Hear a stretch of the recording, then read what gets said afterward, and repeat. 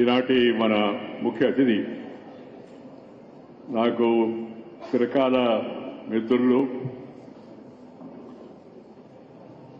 మన త్రిపుర గవర్నర్గా పనిచేస్తున్న శ్రీ నరేంద్ర సింగ్ రెడ్డి గారు, మరియు చిరకాలం నా ముందు పెరిగి పెద్దవాడై ఇవాళ కేంద్ర మంత్రిగా ఉన్న కిషన్ రెడ్డి గారు, అలాగే ప్రముఖ సినీ నటులు శ్రీ కన్నెగంటి బ్రహ్మానందం గారు, మరి మన ప్రవచనకర్త మనందరినీ కూడా ఎప్పటికప్పుడు తన ప్రవచనాల ద్వారా మనలో విజ్ఞానాన్ని మరింత పెంచే యొక్క సహజ సిద్ధమైన భాషలో మన అందరికీ అర్థమయ్యేటట్టుగా విషయాలను, శాస్త్రాన్ని గురించి, సాంప్రదాయాల గురించి, వేదాల నుంచి సాంప్రదాయాల వరకు మనందరికీ తెలియజేస్తున్న యొక్క శ్రీ గరికపాటి నరసింహారావు గారు, ఈ యొక్క శాసనసభ్యుడు, మన స్థానిక శాసనసభ్యుడు శ్రీ ప్రకాష్ గౌడ్ గారు, ఈ ప్రాంతానికి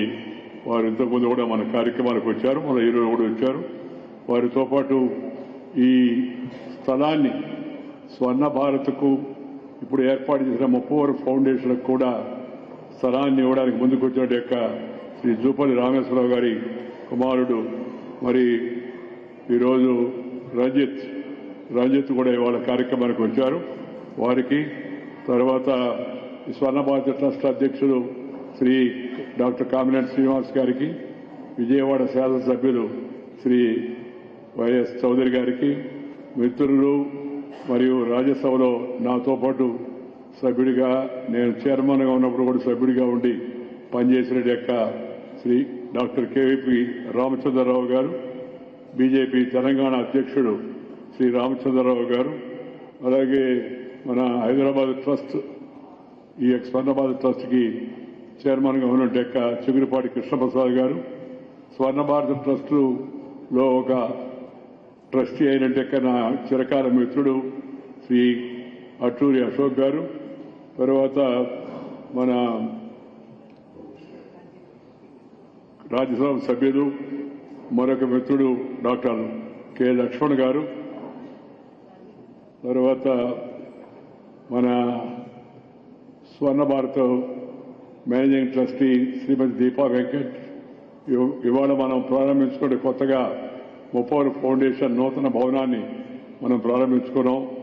మరి ముప్పవరపు హర్షవర్ధన్ ఈ కార్యక్రమంలో పాల్గొంటున్న అందరికీ కూడా మీ అందరికీ, వారికి పైన ఉన్న వారికి, మీకు అందరికీ ముందుగా సంక్రాంతి శుభాకాంక్షలు తెలియజేస్తున్నాను. ఆ పిల్లలు అటు ఇటు తిరగొద్దమ్మా ప్లీజ్, అటు ఇటు తిరగొద్దు, మిగతా నిలబడేవాడు కూర్చోండి, అటు ఇటు తిరగడం ఉండకూడదు. మధ్యలో సెల్ ఫోన్ ఉన్న వాటికి విరామం ఇవ్వండి. స్విచ్ ఆన్ చేయడం వచ్చు కానీ కొందరు స్విచ్ ఆఫ్ చేయడం రాదు, పక్కన వాళ్ళు వాళ్ళకి సహాయం చేయండి. ఈరోజు ముఖ్యంగా 2 కార్యక్రమాలు. ఒకటి సంక్రాంతి సంబరం, మన తెలుగు సాంప్రదాయం, మన భారతీయ సాంప్రదాయం. సంక్రాంతి సంబరం మన మూలాల్లోకి వెళ్లి మన సంస్కృతిని తెలుసుకునేందుకు, మన పండుగలు పబ్బాలు మనందరం సుఖంగా బతికేందుకు, మనందరం కుటుంబాలన్నీ కలిసేందుకు, బంధుమిత్రులందరూ కలిసేందుకు ఏర్పాటు చేయబడే ఈ పండుగని సామూహికంగా జరుపుకోవాలి అనే విషయాన్ని స్వర్ణ భారత్ ఎప్పటికప్పుడు గుర్తు చేస్తూ ఇవాళ స్వర్ణ భారత్ సంక్రాంతి ఉత్సవాన్ని జరుపుకుంటుంది. ఈ సంక్రాంతి మన అందరి యొక్క జీవితాల్లో నవ్యక్రాంతిని తేవాలని, మంచి వెలుగులు ప్రసాదించాలని, ఉభయ రాష్ట్ర ప్రజలు కూడా సుఖంగా సంతోషంగా ఉండాలని, విభేదాన్ని విస్మరించి సమస్యలను సామరస్యంగా పరిష్కరించుకొని సంతోషం. తెలంగాణ ముఖ్యమంత్రి రేవంత్ రెడ్డి గారు, ఆంధ్రప్రదేశ్ ముఖ్యమంత్రి చంద్రబాబు నాయుడు గారు కూడా అదే మాట చెప్తున్నారు, సామరస్యంగా పరిష్కరించుకుందామని. మనందరం తెలుగువారు, తర్వాత అందరం భారతీయులం. సమస్యలు ఉండవు, సహజంగా ఉంటాయి. అలాంటి సమస్యలను సామరస్యంగా పరిష్కరించుకొని మన తెలుగు ప్రజలు పరిపాలన కోసం మనం విడిపోయినా మన యొక్క మూలాలంతా కూడా తెలుగువారం అనే విషయాన్ని, మన సంస్కృతి కూడా ఒకటే అనే విషయాన్ని గుర్తించి దాన్ని ముందుకు తీసుకెళ్లాలని చెప్పని నేను భావిస్తున్నాను. మామూలుగా ఈ పండుగలు పబ్బాలు ఈ సమయంలో అందరూ కలుస్తాం, బంధువులందరం మన సొంత ఊర్లకు వెళ్తాం. ఎందుకంటే మన మూలాలకు మనం వెళ్ళాలా, మన బంధుమిత్రుల్ని పాత వాళ్ళందరినీ పలకరించాలా. చిన్నప్పుడు మనం పుట్టి పెరిగిన ప్రాంతాన్ని సందర్శించడం కూడా ఈ సందర్భంగా ఒక అలవాటు. అయితే నేను సంక్రాంతి రోజు పెట్టకుండా ఎందుకు పెట్టలేదంటే, సంక్రాంతి ఒకటి అందరూ ఇంట్లో ఉండాలని నా కోరిక, సంక్రాంతి రోజు వాళ్ళ ఊరికి వెళ్ళాలని రెండో కోరిక. ఊరికి వెళ్ళాలి, లేదో ఇంట్లో ఉండాలి. బంధుమిత్రులు ఎవరైతే ఉన్నారో వాళ్ళందరినీ బయట ఎవరన్నా ఉంటే వాళ్ళు పిలుచుకోవాలా, అందరం కలిసి సంతోషంగా పండగ చేసుకోవాలా. ఆ పండగలో మనం చేసుకునే మన తెలుగు పిండి వంటకాలు చాలా. తర్వాత పెద్ద పండగ రోజు మన పెద్దలకు మనం పెట్టుకొని వాళ్ళని గుర్తుంచుకొని వాళ్ళు చూపిన మార్గంలో మనం నడవాలి. మనకింత అద్భుతమైన జన్మనిచ్చి ఇంత అవకాశం ఇచ్చినట్టు తల్లిదండ్రులు, వాళ్ళకు జన్మనిచ్చిన తాత ముత్తాతలు, పెద్దలు ఎవరైతే ఇప్పుడు లేరో అలాంటి వారిని గుర్తు చేసుకునేందుకు పెద్ద పండగ. కనుమ పండుగ రోజు మనకి పశు సంపదే దేశ సంపద అని చెప్పినంటే గాంధీ గారు చెప్పినట్టుగా ఈ పశువులు మనకి సహకరిస్తున్నాయి. వాటిని కూడా ఆ రోజు అలంకరించుకొని వాటికి రంగులు పూసి ఆ తర్వాత వాటికి మెడలో పట్టెళ్ళు వేసి మంచిగా వాటికి కూడా భోజనం పెట్టి, అంటే ఆహారం ఏవి తింటాయో వాటిని ఇచ్చి వాటిని కూడా సంతోషపరచాలని. ఎందుకంటే మనల్ని సంతోషంగా ఉంచడం కోసం అవి కష్టపడుతున్నాయి. వాటిని కూడా సంతోషంగా పండగలో మనం సంతోషంగా ఉన్నప్పుడు పశువులకు కూడా మనం అలంకరణ చేసి వాటిని కూడా మంచిగా తినుబండారాలు ఏవైతే వాటికి అలవాటు ఉన్నాయో వాటిని పెట్టి వాటిని కూడా సంతోషంగా చేయించాలని మన పెద్దలు కనుమ పండుగ పెట్టారు. పెద్దలను గుర్తుపెట్టుకోవడం కోసం పెద్ద పండగ సంక్రాంతి. సూర్యుడు మరి ఇటు నుంచి అటువైపు వెళ్తున్నప్పుడు, చలి కాస్త తగ్గుముక్క పొట్టేటప్పుడు ఈ ప్రకృతి మనకు అందించిన ఆ ప్రకృతి నియమాలను కూడా మనం గుర్తుపెట్టుకొని ప్రకృతిని గౌరవించాలి. నేను ఎప్పుడు చెప్తున్నాను, live and love the nature culture together for bright future అని చెప్పని. మన భవిష్యత్తు బాగుండాలంటే ప్రకృతితో కలిసి మనం జీవించాలి. ప్రకృతి మన పెద్దల పండుగలన్నీ కూడా ప్రకృతితో పెట్టారు. ఈ పెద్ద పండుగ అప్పటికి పంటలు నూర్పిళ్లు పూర్తయి కొత్త మన పంటలతో కూడా ఇంటికి వస్తుంది. ఆ మహా సంతోష సమయం అది. అందుకని ఆ పండుగలన్నీ కూడా ఆ పంటలతో కలిపి పెట్టారు. ఇప్పుడు కొంత సీజన్లు మారుతూ ఉన్నాయి, ఋతువులు క్రమం తప్పుతున్నాయి, మనుషులు కూడా కొంత నీతి తప్పుతున్నారు కొంతమంది. వీటన్నిటి వల్ల కొన్ని మార్పులు వస్తున్నాయి. కానీ మన మూలాల్లోకి వెళితే మనము ఈ ప్రకృతిని గౌరవించాలా, ప్రకృతి దేవతలను గుర్తుపెట్టుకోవాలనేది మరొక ఉద్దేశం. దాంతోపాటు మనం మన భాషను కూడా గుర్తుపెట్టుకోవాలి. మన భాష, మన సంస్కృతి, మన యొక్క ఆలోచనలు, మన పూర్వీకులు, మనకు సహకరించే పశువులు, వీటన్నిటిని కూడా గుర్తుపెట్టుకోవాల్సిన సందర్భం ఇది. వీటినేటిని కూడా మనం మర్చిపోకూడదు. ఈ తెలుగు భాష మాట్లాడుతుంటే దాంట్లో ఉండే మాధుర్యం చెప్పని అనివి కానిది. సంక్రాంతి చూడండి ఎంత అద్భుతమైన పేరు పెట్టారు, సంక్రాంతి అని మన భాషలో. వాళ్ళు తమిళనాడు పొంగల్ అని అంటుంటారు. వాళ్ళు ఎవరి భాషలో వాళ్ళు గౌరవించాలా. భాషతో పాటు కట్టు, బొట్టు, మాట, ఆట, పాట, మాట, మన భాష, మన యాస, మన గోస, వీటన్నిటిని కూడా నేను ప్రతి దగ్గర ఎందుకు చెప్తున్నానంటే, దీన్ని ఒక మిషన్ లాగా జీవితంలో ఒక మిషన్ లాగా ఉండాలి. మన సంస్కృతి, మన సాంప్రదాయాన్ని మన పిల్లలకు మనం గుర్తు చేయాలి, మర్చిపోకుండా చూడాలి వాళ్ళని. రెండవది, మన భాషను మనం బాగా ప్రతి ఒక్కరూ ప్రతి ఇంట్లో వీధిలో, గుడిలో, బడిలో, అమ్మ ఒడిలో వచ్చిన భాష అవుతుందో ఆ భాషలోనే మాట్లాడాలి. మనం భారతీయులు, తర్వాత తెలుగువారు. ఇందా కృష్ణరెడ్డి ఆయన ఇంద్రశెడ్డి గారు మాడుతూ అయిపోయిన తర్వాత జై భారత్, జై తెలంగాణ అన్నాడు. ఎందుకు? మనం భారతీయులు మొదటి మాట. రెండు, మనం తెలంగాణలో పుట్టాము, తెలంగాణలో ఉంటున్నాం కాబట్టి తెలంగాణ వారం, ఇది మన అడ్రస్. ఆ తర్వాత తెలుగు మాడుతాం కాబట్టి అందరూ కూడా తెలుగువారు. అందుకని మన మూలాలు మర్చిపోకూడదు, మన పెద్దల్ని మర్చిపోకూడదు, మనకు సహకరించే పశువులను గౌరవించుకోవాలా. దాంతోపాటు మన సాంప్రదాయబద్ధమైన ఈ ముగ్గులు, లేకపోతే ఈ గంగిరెద్దులు, లేకపోతే ఈ ముగ్గుల పోటీలు, లేకపోతే గొబ్బెమ్మలు పెట్టడం, ఇవన్నీ కూడా మన సాంప్రదాయంలో వచ్చినట్టు ఆనవాయితీ. వీటిని మన యువతరం తీసుకెళ్లాలనే ఉద్దేశంతో స్వర్ణ భారత్ ఇలాంటి ఉత్సవాలను కూడా ఏర్పాటు చేస్తుంది.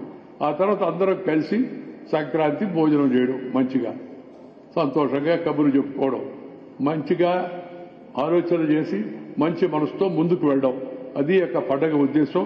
దానికి ఇవాళ మీరందరూ హాజరవుతున్నందుకు చాలా సంతోషం.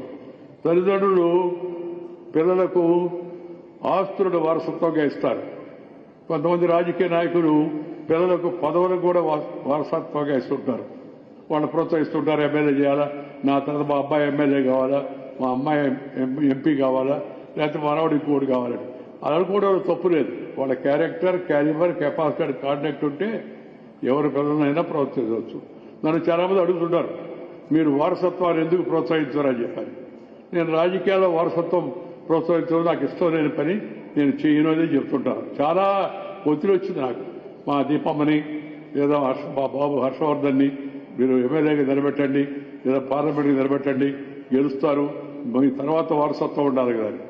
నేనేమనుకుంటున్నానంటే నా తర్వాత కూడా ఈ కుటుంబం వారసత్వం కొనసాగాలంటే నేను ప్రారంభించిన ఈ స్వర్ణ భారత ట్రస్టు, ఆ తర్వాత మప్పవరం ఫౌండేషను, ఈ రెండు విజయవంతంగా జరుగుతూ ఉండాలి. ఇదే నా వారసత్వం. అందుకే నేను పిల్లల్ని మొదటి నుంచి ప్రోత్సహించాను. దీపమ్మ ద్వారా ఈ స్వర్ణ భారత ట్రస్ట్ కాబట్టి మేనేజింగ్ ట్రస్టీగా మేము మిత్రులందరూ కలిసాం. 24 ఏళ్ల కిందట కలిసాం నెల్లూరులో. కలిసి ఆలోచిస్తున్నాం ఏమైనా చేద్దాం మంచిగా. ఏం ప్రతిసారి మాట్లాడుకుంటున్నారు, ఇంకా ఏం ముందుకు పోవడం లేదు అని మా అమ్మాయి గుర్తు చేస్తే అప్పుడు అందరం కలిసి స్వర్ణ భారత్ ట్రస్ట్కి నెల్లూరులో మా ఊరిలో దానికి అంకురార్పణ చేశాం. ఇప్పుడు 24 ఏళ్ళు పూర్తవుతుంది, విజయవంతంగా నడుస్తోంది. నేను మా అమ్మాయికి ఇచ్చే వారసత్వం అదే. అమ్మా, ఈ ట్రస్ట్ మంచిగా నిర్వహించి 10 మందికి చదువు చెప్పించి, 10 మందికి వైద్యం ఇప్పించి, 10 మందికి మన సంస్కృతి సాంప్రదాయాలు తెలియజేసి, 10 మందికి శిక్షణ ఇచ్చి, నైపుణ్య శిక్షణ, స్కిల్ డెవలప్మెంట్ ఇచ్చి వాళ్ళ కాళ్ళపై వాడు నిలబడేట్టుగా ఏర్పాటు చేసే మార్గాన్ని ఎంచుకోమన్నాను. నాకు సంతోషం ఏంటంటే నా మాట ప్రకారం మా అమ్మాయి ఈ 24 ఏళ్లుగా ఈ స్వర్ణ భారత్ ట్రస్ట్ని దానికి ఒక కేంద్రంగా ఉంటూ స్వర్ణ భారత్ ట్రస్ట్ మిత్రుల సహకారంతో విజయవంతంగా జరపడం చాలా సంతోషం. అలాంటి మంచి పని చేసి విజయవంతంగా స్వర్ణ భారత్ను సుమారు 1,00,000 మందికి పైగా ఇప్పటి వరకు శిక్షణ ఏర్పాటు చేయడం జరిగింది. చిన్న విషయం కాదు. వసతి, భోజనం, శిక్షణ అన్నీ ఉచితం. ఇప్పటి వరకు అదే ఉచితంగానే ఇస్తున్నాం. ఆ చేయడం అంటే చిన్న విషయం కాదు. ఏమో నెల్లూరులో పెట్టాం, సొంతూరు కాబట్టి. తర్వాత విజయవాడ పెట్టాం, రాష్ట్ర రాజధాని కాబట్టి. రాజధాని అంటే ఏందని కొంత చర్చ జరుగుతుంది ఆంధ్రకి. తెలంగాణ కంటే రాజధాని హైదరాబాదు. అద్భుతమైన నగరం, అద్భుతంగా అభివృద్ధి చెందుతుంది, ఇంకా కూడా అభివృద్ధి చెందుతుందని నాకు నమ్మకం ఉంది. హైదరాబాదు అంతర్జాతీయ గుర్తింపు పొందిన సుందర నగరంగా హైదరాబాద్ తీర్చిదిద్దబడాలి. ఇంకా మరి దానికి అందరూ కూడా ఆ అభివృద్ధిలో భాగస్వాములు కావాలని నేను కోరుకుంటున్నాను. ఆంధ్ర విడిపోయిన తర్వాత దానికి రాజధాని విషయంలో అందరూ కలిసి, కేంద్రము రాష్ట్రము అందరం కలిసి అమరావతిని రాజధానిగా ఏర్పాటు చేసుకోవడం కూడా జరిగింది. అమరావతి అంటే గుంటూరు, విజయవాడ, అటు గన్నవరం నుంచి అటు గుంటూరు తాడికొండ వరకు అన్ని ప్రాంతాలు కలిపింది అమరావతి అని. అది ఒక రూపురేఖలు దిద్దుకుంటూ ఉంది. అది కూడా పూర్తిగా అభివృద్ధి చెంది మంచిగా పేరులోకి వస్తుందని చెప్పి నేను భావిస్తున్నాను. ముఖ్యమంత్రి గారు తీసుకున్న చర్యలకు కేంద్రం పూర్తిగా సహకారం ఇస్తుంది. కలిసికట్టుగా అందరూ కలిసి ఆ రాజధానిని కూడా అద్భుతంగా తయారు చేస్తారనే నమ్మకం నాకుంది. దాంట్లో అనవసరమైన వివాదాలు పెట్టుకోకూడదు. అటు అనంతపురం నుంచి ఇటు శ్రీకాకుళం వరకు మధ్యలో ఉండేది అమరావతి. ఇటు హైదరాబాద్ నుంచి కూడా మనం వెళ్లేదానికి నేరుగా వెళితే విజయవాడ నగరంలో చేస్తాం, లేదా అమరావతిలో అవుతాం. తర్వాత సముద్ర తీరం అనుకోండి, ఆ పక్కనంతా కూడా కిందకి పోతే సముద్రం ఉంటుంది. అందుకని ఏ వైపు నుంచి అయినా అన్ని వైపుల నుంచి దారి ఉంది, అన్నిటికీ కేంద్రంగా ఉంది. అది మంచిగా రాజధాని. అందుకని అనవసరమైన తెలుగు వాళ్ళు అనవసరమైన వివాదాలు పెట్టుకోవద్దు. హైదరాబాద్ నగరాన్ని ఎలా అభివృద్ధి చేసుకున్నామో అలాగే అమరావతిని కూడా అభివృద్ధి చేసుకోవాల్సిన అవసరం ఎంతో ఉంది. దాంతోపాటు ప్రతి జిల్లాలు కూడా హైదరాబాద్ అభివృద్ధి చెందినది మాత్రం సరిపోదు. తెలంగాణ ఉన్న అన్ని జిల్లాలకు కూడా అభివృద్ధి వ్యాపించాలి, వ్యాపిస్తూ ఉంది. ఇప్పుడు ఇంకా మరింత వేగంగా అన్ని జిల్లాల్లో కూడా సమగ్రమైన ఆలోచన చేసి వాళ్ళందరికీ విద్య, వైద్యము అలాగే ఇతర ఈ వృత్తుల్లో శిక్షణ, మంచి నైపుణ్యత ఇచ్చే విధంగా ప్రణాళికలు రూపొందించాలని నేను ఇక్కడున్న ముఖ్యమంత్రి గారిని, అక్కడున్న ముఖ్యమంత్రి గారిని కోరుతున్నాను.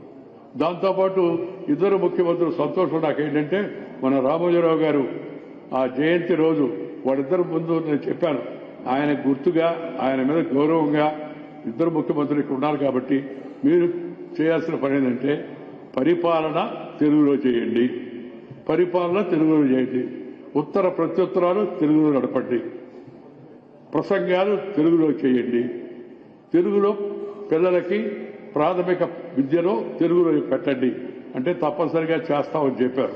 నాకు సంతోషం. నిన్న కూడా ఇవాళ పేపర్లో చూశాను, ఒక కలెక్టర్ గారు ఇంగ్లీష్లో చెప్పబోతుంటే ముఖ్యమంత్రి రేవంత్ రెడ్డి గారు జోక్యం చేసుకొని అమ్మా తెలుగు వచ్చు కదా తెలుగులో చెప్పండి అన్నారు. తెలుగులో చెప్పిందాన్ని ఎవరొకరు మార్గదర్శనం చేయాలి, ఎవరొకరు గైడెన్స్ చేయాలి. అది ఆ పని ముఖ్యంగా ముఖ్యమంత్రులు, రాష్ట్రంలో ఉన్నట్టు ముఖ్యమంత్రి, ప్రధానమంత్రి గారు చూడండి, మీరు రాబోయే రోజుల్లో మార్పు చూస్తారు. భారతీయ భాషలను అభివృద్ధి చేయాలి అనేటి ఒక మిషన్ పెట్టుకున్నాడు ఆయన ప్రధానమంత్రి గారు. రాబోయే రోజుల్లో మెడిసిన్, ఇంజనీరింగ్, ఇతర టెక్నాలజీ కోర్సులన్నీ భారతీయ భాషలో రాబోతూ ఉన్నాయి. ఇప్పటికే శ్రీకారం చుట్టారు. ఏఐసిటిఈ, యూజీసీ వీళ్ళందరికీ ప్రధానమంత్రి గారు నిర్దేశం ఇచ్చాడు. రాబోయే కొద్ది రోజుల్లో భారతీయ భాషల్లో భారతీయులకి వైద్యం బోధించండి, అలాగే వాళ్ళకి టెక్నాలజీలో శిక్షణ ఇవ్వండి అని ఆ తర్జుమా జరుగుతూ ఉంది. చాలా మందికి ఆశ్చర్యం, సార్ ఇంగ్లీష్ లేకపోతే ఎలా బతుకుతాం సార్, ఈ కోర్సులు ఎట్ట పూర్తి అవుతాయి? చైనా, జర్మనీ, జపాన్, రష్యా ఈ దేశాల్లో మెడిసిన్, ఇంజనీరింగ్, టెక్నాలజీ అంతా కూడా వాళ్ళ భాషల్లో చెప్తూ ఉన్నారు. ఈ విషయం చాలా మంది తెరవదు. అందరూ భ్రమలో ఉన్నారు ఇంగ్లీష్లో కావాలన్నది. ఇంగ్లీష్ వాడు అంటే ఇంగ్లీష్ వాడు పాడు, పుట్టింది ఇంగ్లీష్లో, ఆ ఇంగ్లీష్ వాళ్ళు యూరోప్ వాళ్ళు, అమెరికా కూడా అది కూడా వలస దేశం కాబట్టి వాళ్ళు అక్కడ ఇంగ్లీష్ పెట్టుకున్నారు.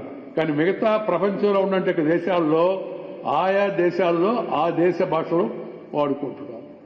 మనము కూడా మన భారతీయ భాషలను గౌరవించుకోవాలి. భాషల విషయంలో వివాదం పెట్టుకోకూడదు. మన తెలుగు వాళ్ళం తెలుగు భాషను గౌరవించుకోవాలి. మన చదువులు తెలుగులో ఉండాలి, మన ఉత్తర ప్రత్యుత్తరాలు తెలుగులో ఉండాలి, మన ఇంట్లో మాటలు తెలుగులో ఉండాలి. ఇది చాలా ముఖ్యం. ఎందుకంటే చాలా మందికి అలవాటు, పిల్లలకు కూడా అలవాటు చేస్తారు. నన్ను మమ్మీ అను, డాడీ అనండి. ఈ మమ్మీ, డాడీ, బీడీ, జాడీ, కేడీ దీనికి మనం స్వస్తి పలకాలి. స్వస్తి పలికి తెలుగులో నాయన, అమ్మా, ఇందాక చెప్పారు తల్లి అని మనం అద్భుతమైన పదాలు ఉన్నాయి మనకి. నాన్న, తాత, అత్తమ్మ, బావ, మరదల, ఏది కావాలంటే దానికి పదం ఉంది. వదిన అనొచ్చు. అది వదిలిపెట్టి బ్రదర్ ఇల్లా, సిస్టర్ ఇల్లా, మదర్ ఇల్లా అంటే చట్ట ప్రకారం కాబట్టి బంధువులు అంతేనా? మిగతా బంధువులు నిజమైన బంధువులు కాదా? ఆ ప్రేమ మనం తీసుకోలేమా? అలవాటు కింద అడుగు కూడా అలవాటు చేస్తారు. నేను డ్రైవర్లు మాడుకుంటుంటున్నప్పుడు నేను నా స్టాఫ్ లో పనిచేసి ఒక అందరికి గట్టిగా వార్నింగ్ ఇచ్చాను, ఇంకోసారి విన్నానంటే నువ్వు ఇంటికి వెళ్తావని. ఫోన్లో మాడుతుంటాం, హలో బ్రో బాగున్నావా అని. ఏమన్నా బ్రోకరా? ఏ బ్రోకర్ అన్నాను. దేనికి బ్రోకర్ అన్నా? బ్రోకర్ కాదు సార్. మరి ఏంటంటే బ్రో అంటే బ్రదర్ అండి. బ్రదర్ బ్రో అయిపోతాడా? అందరూ ఆంటీలు అయిపోతారా? అమ్మ చెల్లెలు ఆంటీ, అత్త ఆంటీ, వదిన ఆంటీ, అందరూ ఆంటీ. ఇది ఈ అలవాటు మనం మార్చుకోవాలి. కానీ మార్పు ముందు ఇంట్లో నుంచి రావాలి. మన ఎవరు అడిగారు నన్ను, సార్ 2 మాటలు అడిగారు. 2 మాటలు చిన్న సమాధానం చెప్తాను. ఒక అతను అడిగాడు, దేశభక్తి అంటే ఏం సార్, మీరు చాలా ఉపన్యాసాలు ఇస్తుంటే ఏం చేయాలని. ఎవరి పని వాడు చేయడం దేశభక్తి అని చెప్పారు. ఎవరి పని వాడు చేయడమే దేశభక్తి. ఎవరి పని వాళ్ళు బాగా చేస్తే దేశభక్తి ఉన్నట్టు వాడికి. ఎవరి పని వాళ్ళు అందరూ, ట్రాఫిక్ కానిస్టేబుల్ నుంచి డీజీపీ దాకా, స్థానిక సర్పంచ్ నుంచి జిల్లా పరిషత్ చైర్మన్ దాకా, ఎమ్మెల్యే నుంచి ముఖ్యమంత్రి దాకా, మంత్రి ముఖ్యమంత్రి దాకా, రాజకీయ పార్టీల నాయకులు అందరూ ఎవరి పని వాళ్ళు పద్ధతిగా చేశారనుకోండి, అదే దేశభక్తి. అద్భుతంగా దేశం అభివృద్ధి చెందుతుంది. రెండోది, తెలుగును రక్షించాలంటే ఏం చేయాలని? ఏం చేయొద్దు, తెలుగులో మాట్లాడని చెప్పారు. తెలుగును రక్షించాలంటే ఏం చేయొద్దు, ఇంట్లో తెలుగులో మాట్లాడండి. ఇంట్లో, వీధిలో, గుడిలో, బడిలో, అమ్మ ఒడిలో నుంచి వచ్చిన భాష అవుతుందో దాంట్లో మాట్లాడండి. ఇంకేం చేయబడలేదు. తెలుగు బాగా ముందుకు వెళ్తుంది, తెలుగు వెలుగై ముందుకు వెళ్తుందని చెప్పాను నేను. అందుకని దయచేసి అందరూ కూడా తెలుగులో మాట్లాడుకోండి, తెలుగులో సంప్రదించుకోండి. ప్రభుత్వ ఉత్తర్వులు తెలుగులో వస్తాయి, ఇస్తామని చెప్పారు. ఇవ్వకపోతే ఇమ్మని అడగండి. కలెక్టర్ని, ఆర్డీఓని, బీడీఓని, వీడీఓని, డీడీఓని, ఏడీఓని కూడా అయ్యా మీరు కూడా తెలుగులో మాట్లాడండి. ఈ పేర్లన్నీ కూడా జిల్లా ముఖ్య కార్యనిర్వహణాధికారి కష్టమా మాట్లాడవా మాట చెప్పడానికి సీఈఓ అందరికి. సీఈఓ ఎక్కడి నుంచి వచ్చింది మనకి? మన భాషలో మనం పేరు పెట్టుకోలేమో, మనం లేవా? వాటి మనం గుర్తుపెట్టుకోలేమో. మహాత్మా గాంధీనేమో ఎంజీ రోడ్ చేశారు సికింద్రాబాద్లో. MG road, Mahatma Gandhi MG అయిపోయాడు. ఎంత దురదృష్టం అది. సర్దార్ పటేల్ రోడ్ని ఎస్పీ రోడ్ చేశారు. ఇది ప్రతి దగ్గర ప్రతి ఊర్లో చెప్తున్నా నేను. మనెవరు అడిగారు సార్ మీరు చెప్పిందే చెప్తున్నానండి. చెప్పిందే చెప్తున్నా, వేరే వేరే వాళ్ళకి చెప్తున్నాను. తర్వాత నేను మాట్లాడేప్పుడు వేరే వాళ్ళు ఉంటారా దేశంలో, రాష్ట్రంలో ఎక్కడికి వెళ్ళినా కూడా కావాలని చెప్తున్నాను నేను. ఎందుకంటే అది మైండ్కి ఎక్కాలా అని చెప్పాను. ఈ విషయాన్ని గుర్తుపెట్టుకోవాల్సిందిగా. ఇందాక మనం కాసేపు గంగిరెద్దుడు ఆట చూసాం.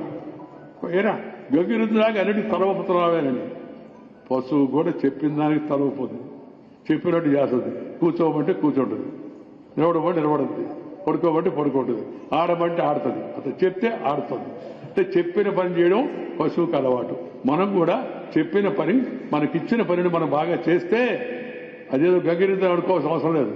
గంగిరెద్దు తక్కువ పదం కాదు, అద్భుతమైన యొక్క నైపుణ్యం కలిగిన మన పశువు అది.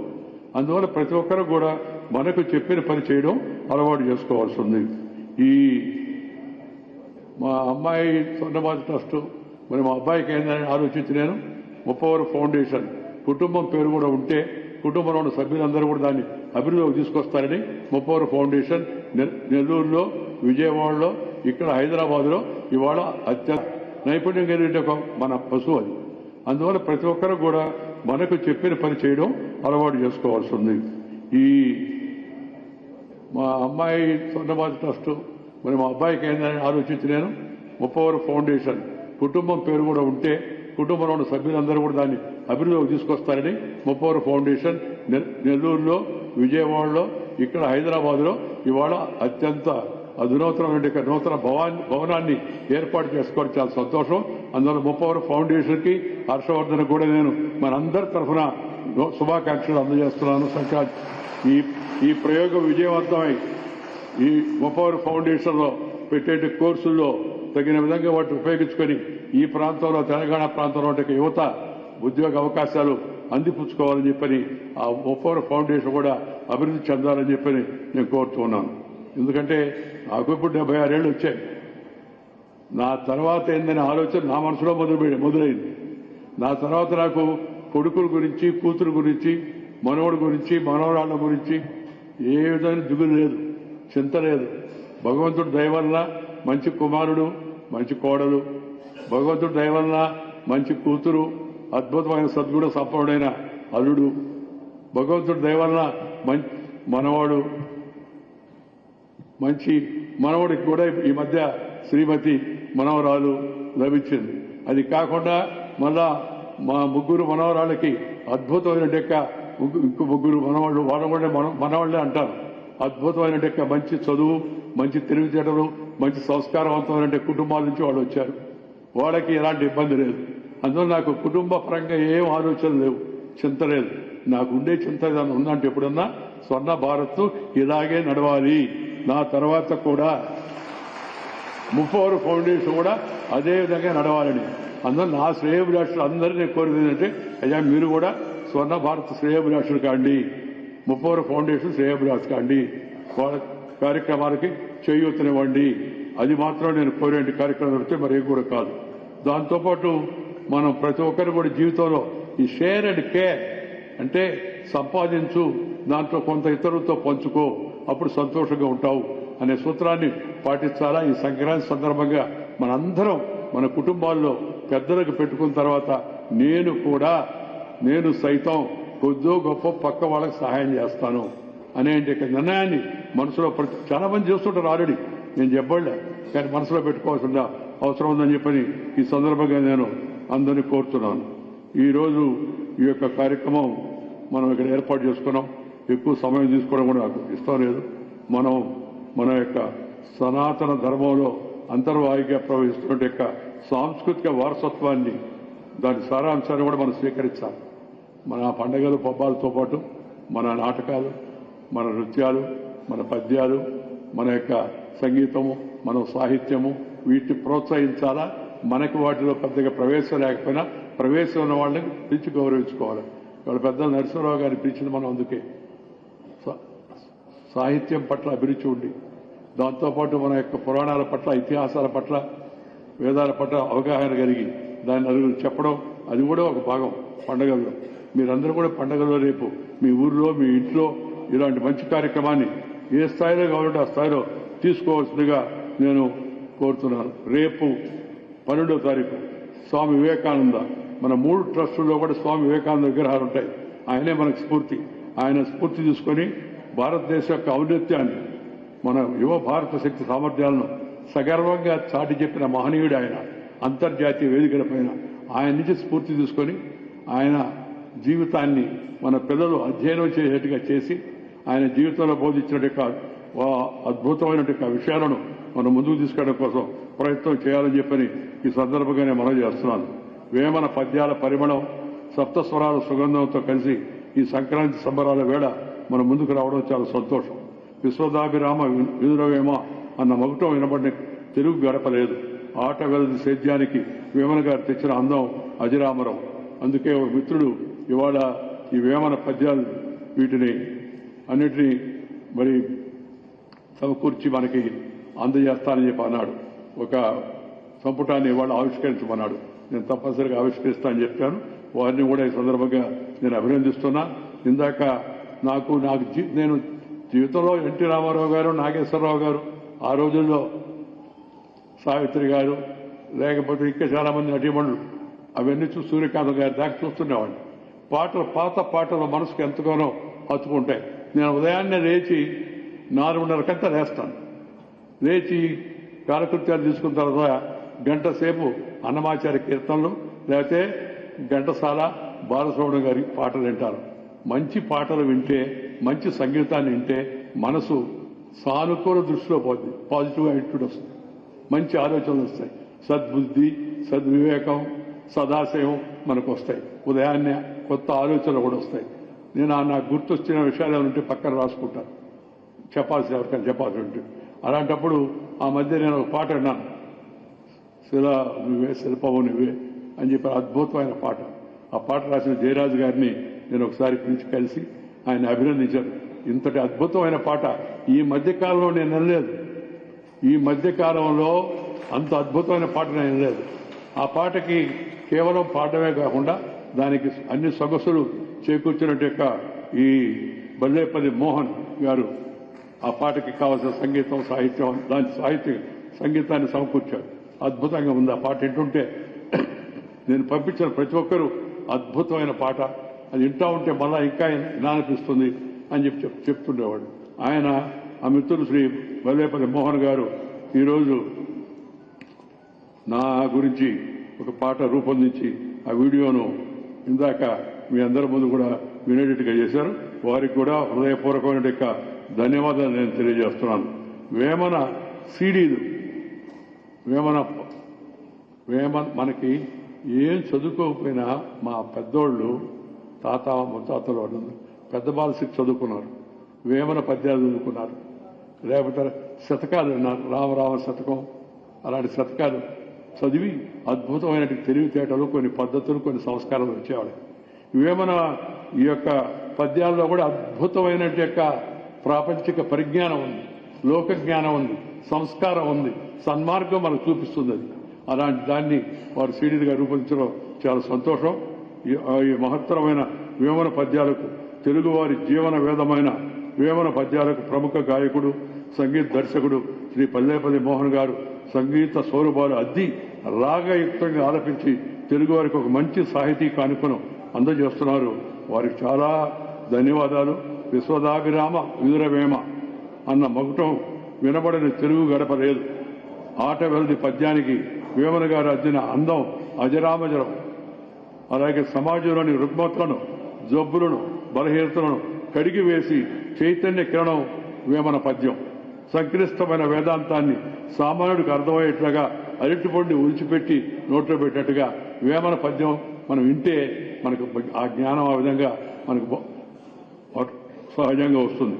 అలాంటి మంచి దాన్ని ఇవాళ ఈ సీడీగా తీసుకొచ్చిన యొక్క శ్రీ మోహన్ గారిని ఒకసారి వేదిక మీద రావాల్సి కోరుతున్నాను. వారిని అభినందిద్దాం మనందరం కలిసి.